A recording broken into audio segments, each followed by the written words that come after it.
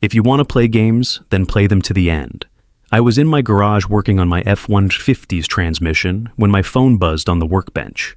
My wife Sarah had been away in Bali for nearly 6 weeks on what she'd described as a spiritual wellness retreat with her girlfriends. The video call that popped up on my screen made me wipe the grease off my hands. "Hey babe!" Sarah's face appeared, tan and glowing, with some kind of tropical drink in her hand. "Just wanted to check in and show you this amazing sunset." I could see she was on some kind of resort balcony, palm trees swaying in the background. But what caught my attention wasn't the scenery. It was the voice I heard off camera, a male voice with a thick Australian accent saying something about grabbing another round from the villa. Sarah's eyes went wide for just a second before she quickly adjusted the phone angle. "Oh, that's just the resort staff. They're so attentive here." "Sounds like he's pretty close to your room for staff," I said, setting down my wrench. "You know how these luxury places are? Personal service everywhere." Her laugh sounded forced. "Anyway, I should go. The girls are waiting for dinner."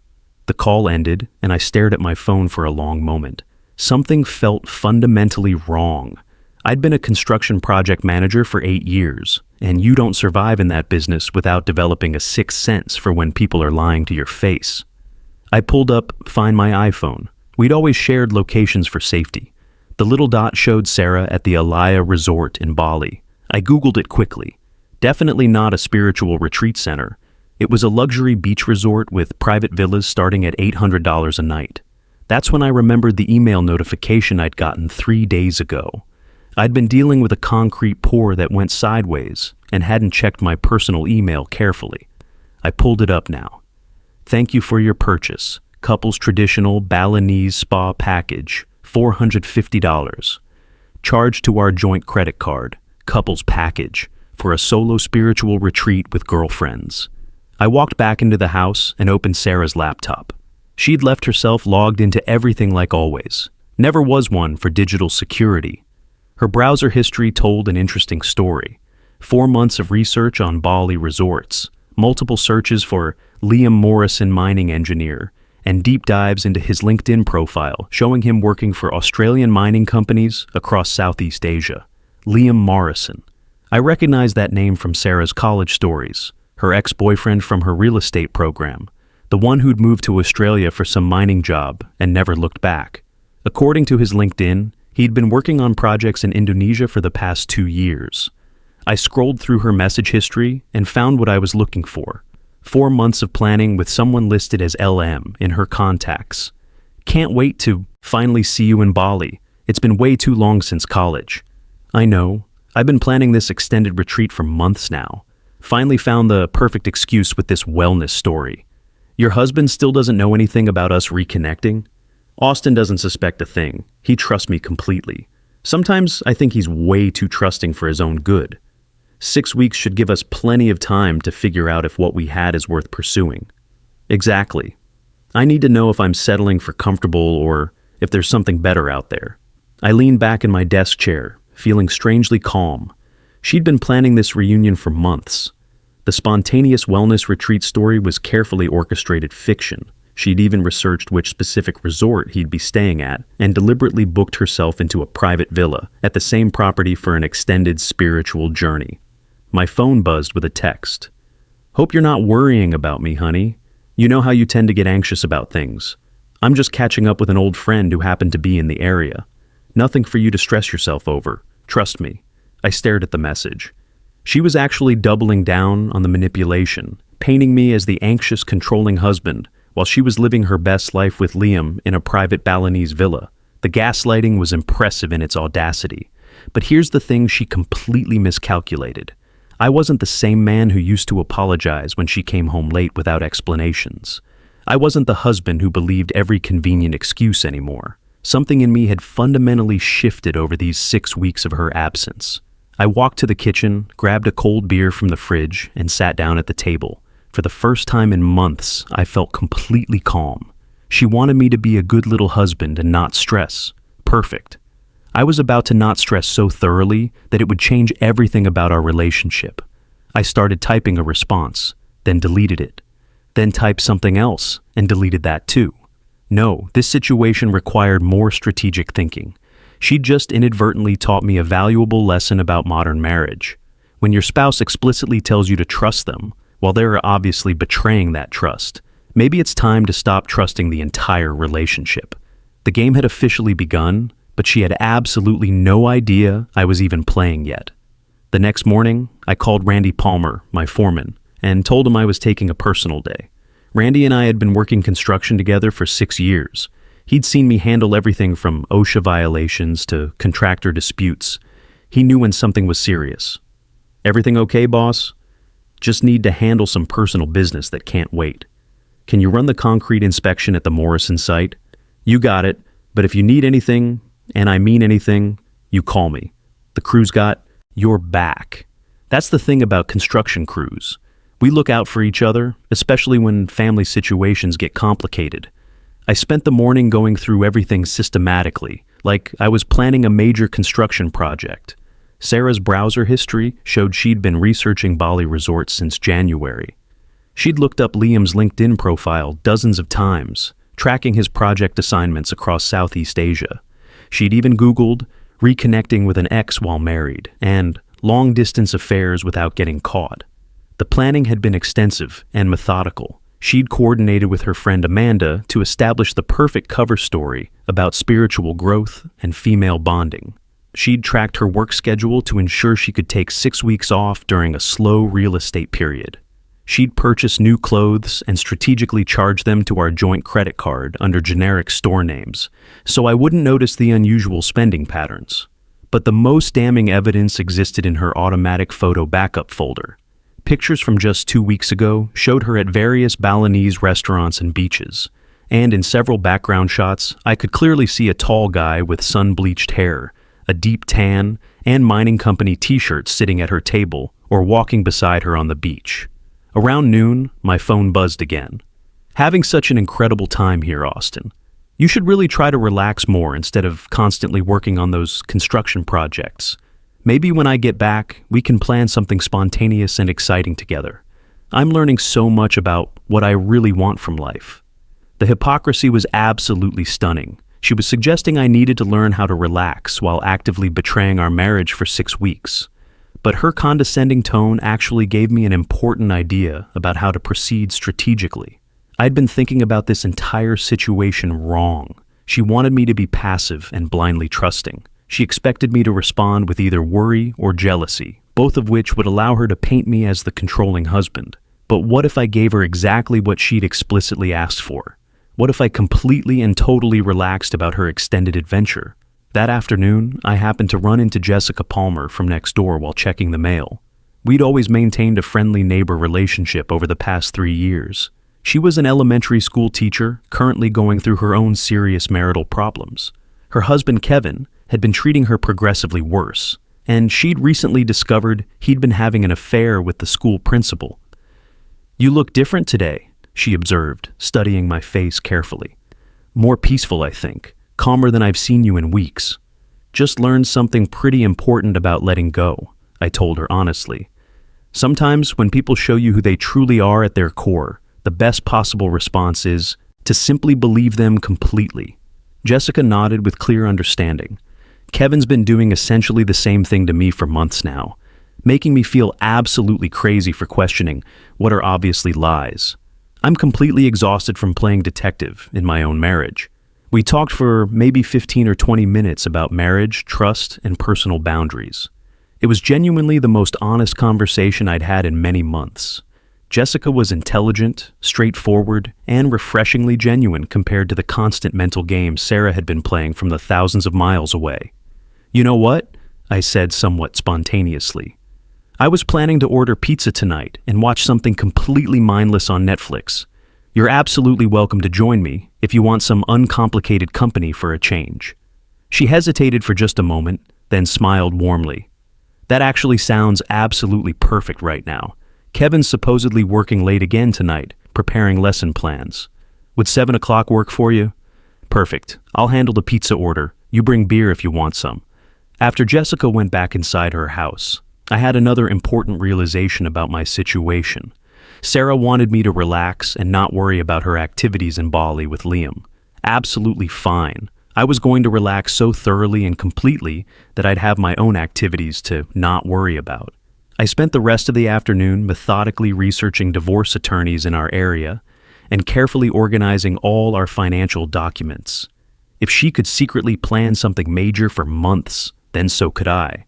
But my planning would be for something significantly more permanent than a vacation romance. Around 5 in the evening, she texted again. Liam's been telling me all about his mining adventures across Southeast Asia since college ended. Makes me realize how much I've been missing by staying in one boring place all these years. Maybe I need more excitement and adventure in my life. Real adventure, not just the suburban routine we've fallen into. I read it carefully twice and actually laughed out loud. She was systematically laying groundwork for future betrayals, probably testing to see exactly how much I'd tolerate before pushing back. She was also clearly fishing for a strong emotional reaction, hoping I'd get jealous and possessive so she could easily paint me as the controlling, insecure husband. Instead, I calmly replied, "That sounds absolutely wonderful for you, honey. I'm having my own kind of adventure here at home, about to have dinner with Jessica tonight. She's been such genuinely great company while you're away, finding yourself and exploring new possibilities." I deliberately didn't mention it was just pizza and Netflix. I'd let her imagination fill in whatever blank she wanted, just like she'd been doing to me for 6 weeks. My phone rang within 30 seconds. I let it ring completely through to voicemail. Then, it rang again immediately, and again. On the 4th consecutive call, I finally answered quite casually. "Hey honey, what's going on? You seem pretty eager to talk. What the hell do you mean you're having dinner with Jessica?" Her voice was suddenly sharp and accusatory, completely different from her previously relaxed text messages about spiritual growth and adventure. "Just being neighborly and kind. She's going through a really tough time with Kevin right now, and I thought some friendly company might help her feel better. You know, similar to how you're reconnecting with Liam and getting the emotional support you need." The silence on the international line stretched for almost 15 full seconds. "That's completely different, Austin. Totally different situation." "How so exactly?" "Liam and I have real history together, Austin. We're just friends now, who needed closure on our past. It's healthy communication between mature adults. What you're doing is completely different. And Jessica and I have history too. We've been neighbors for 3 years now. We're supporting each other through difficult times in our respective marriages. Seems pretty similar to me from where I'm sitting." "You know exactly what I mean. Don't be deliberately difficult about this." There it was, laid completely bare, the obvious double standard. She could reconnect with an ex-boyfriend in a tropical paradise for 6 weeks, but I couldn't share pizza with a neighbor going through marital problems. "I'm not being difficult at all, Sarah. I'm doing exactly what you explicitly asked me to do. I'm relaxing. I'm not worrying about what you're doing there with Liam, and I'm enjoying some company while you're thousands of miles away exploring your feelings." Another extended pause with international static crackling. "Fine. Just don't do anything stupid while I'm gone." "Like what exactly? Order too much pizza? Pick a bad movie on Netflix?" "You know what I mean, Austin." "Actually, I genuinely don't know what you mean. But I should go now. Jessica will be arriving soon, and I want to straighten up the place and make it welcoming." I hung up before she could formulate a response. My hands were completely steady. My heart rate was perfectly normal. For the first time in this entire mess, I felt like I was actually in control of the situation instead of being manipulated. Jessica arrived right at 7 o'clock, carrying a 6-pack of cold beer and wearing a genuine smile. We ordered pizza delivery, opened the beer, and settled onto the couch to watch a comedy special. It was incredibly refreshing to spend time with someone who wasn't constantly playing mental games or dropping subtle manipulations into every single conversation. "You seem lighter tonight," Jessica commented during a quiet moment between comedy sets. "Whatever's happening with Sarah's extended retreat, you're handling it remarkably well." Let's just say I've decided to take her advice seriously and relax more about things I can't control. That's probably genuinely wise. I spent literally months trying to catch Kevin in his lies, and all it accomplished was making me completely miserable and paranoid. Now, I just accept that he's going to do whatever he's going to do. And what are you going to do about your situation? Whatever actually makes me happy for a change, instead of trying to fix someone who doesn't want to be fixed. We clinked our beer bottles together to that sentiment. Around 9 o'clock, my phone started buzzing repeatedly with incoming texts. I ignored them completely until Jessica noticed the constant vibration. "You should probably check those messages. They might be important or urgent." I glanced at the screen. 7 separate messages from Sarah, each one progressively more frantic than the previous one. "Are you still with her right now? Why aren't you answering my calls? This isn't what I meant when I said relax about things. Call me back immediately, Austin.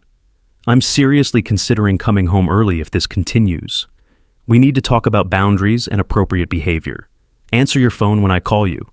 I showed Jessica the last few messages, and she actually laughed out loud. "Let me make sure I understand this correctly. She's in Bali with her ex-boyfriend for 6 weeks, but she's threatening to come home early because you're having pizza with your neighbor. That's essentially the situation, yes.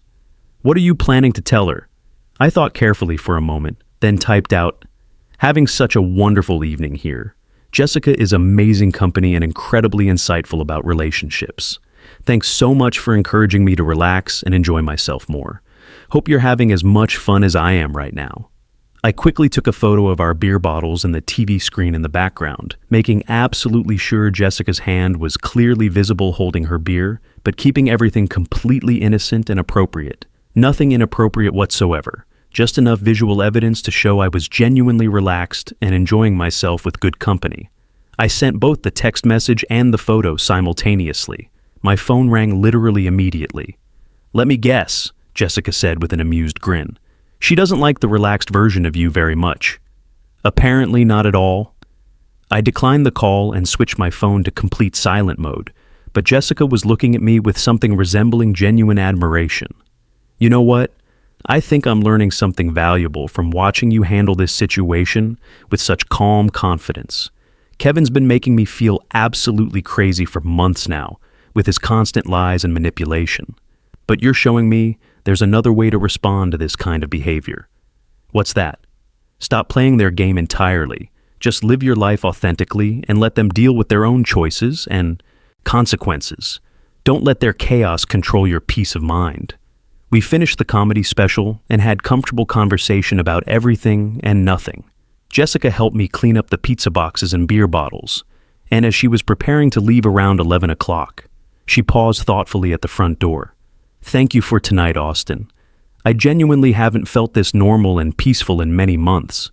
"Same here, Jessica, really." After Jessica left, I finally checked my phone.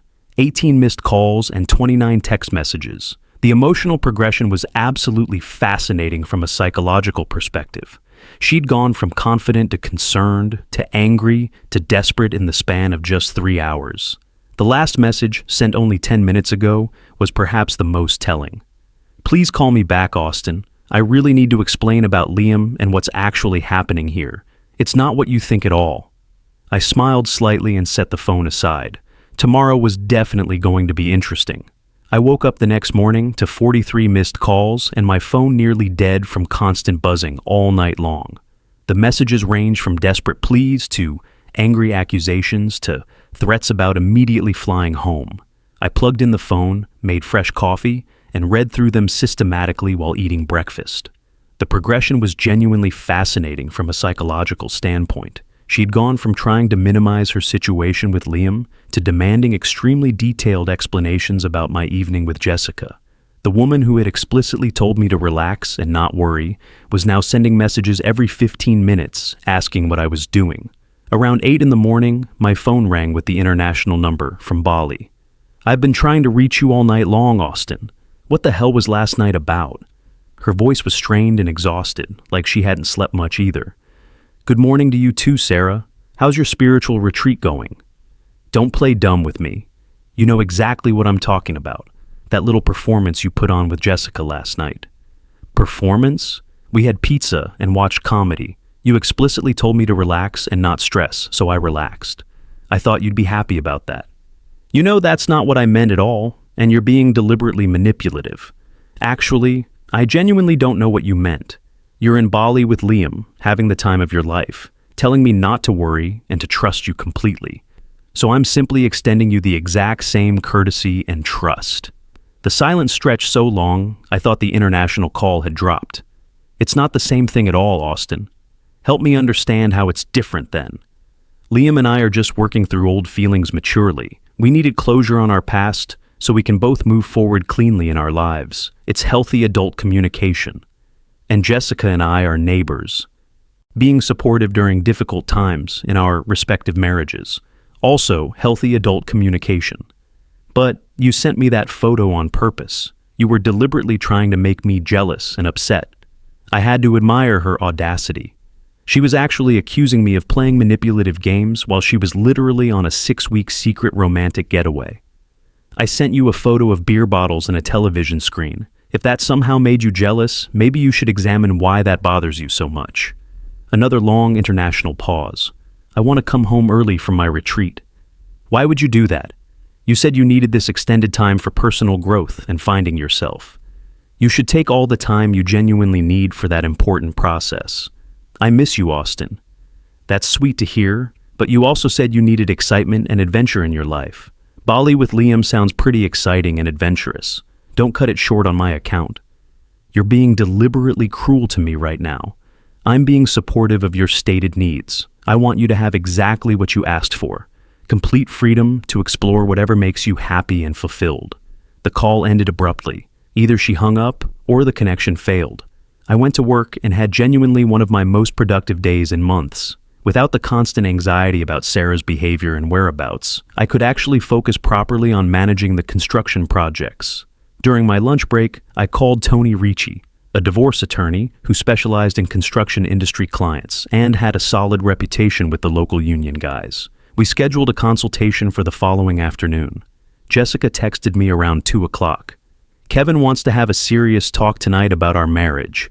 Any advice from someone handling marital drama better than me? I replied. Just remember, you can't control what he does or chooses, only how you respond. Stay calm, and don't let him make you feel crazy for having reasonable expectations. Thanks. That actually helps a lot to hear. At 4:30, Sarah called again from Bali, her tone slightly different. I've been thinking about our conversation this morning, and I realize I might have sent the wrong message with my texts about Liam. I don't want you to think anything inappropriate is happening here. I don't think anything inappropriate is happening. I trust you completely, just like you asked me to. Good. So, we're okay then? Everything's fine between us? We're perfect? You're having your adventure and self-discovery. I'm having mine. Everyone's happy and growing. What do you mean your adventure exactly? Just exploring new perspectives, meeting new people, learning about myself and what I want from life. Same process as you. What new people are you talking about? Jessica and I have become much closer friends over these weeks. She's incredibly insightful about relationships and personal growth. Really helps me understand what I want and need from life moving forward. I don't like where this conversation is going at all.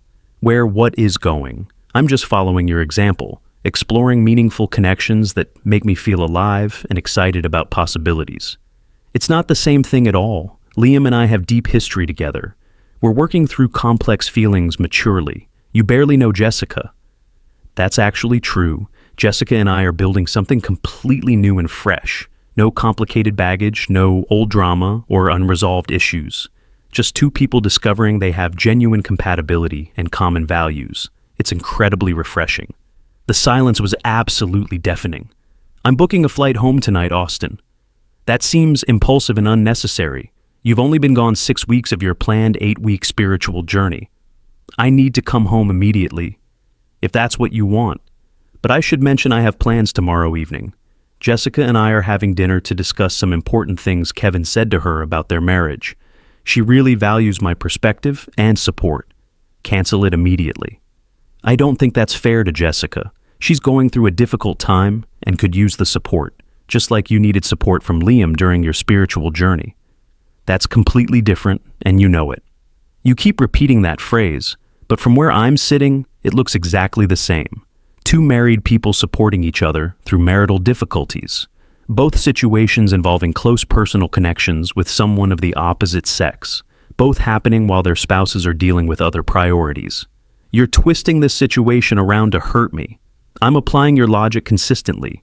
If it's healthy for you to reconnect with Liam in Bali for 6 weeks, then it's healthy for me to connect with Jessica here at home. She hung up again. This time, I was certain she'd ended the call in frustration. An hour later, she texted, "Flight lands tomorrow at 6 p.m. We need to have a very serious talk about our marriage." I replied, "Looking forward to it. I have so much to share about what I've learned while you've been finding yourself." Then I called Tony Ricci's office and moved our consultation to that morning instead. The next morning, I sat in Tony Ricci's office reviewing documents I never imagined I'd need. Bank statements, property deeds, insurance policies, investment accounts. The attorney was thorough and professional, explaining my options with the kind of clarity I'd been missing in my marriage for months. "Based on what you've shown me, this should be relatively straightforward," Tony said, adjusting his reading glasses. "No children involved, clear documentation of assets. And if she was indeed planning this affair for months, as these messages suggest, we have grounds that work significantly in your favor." "How long does the process typically take?" "Usually 3 to 6 months if both parties cooperate reasonably.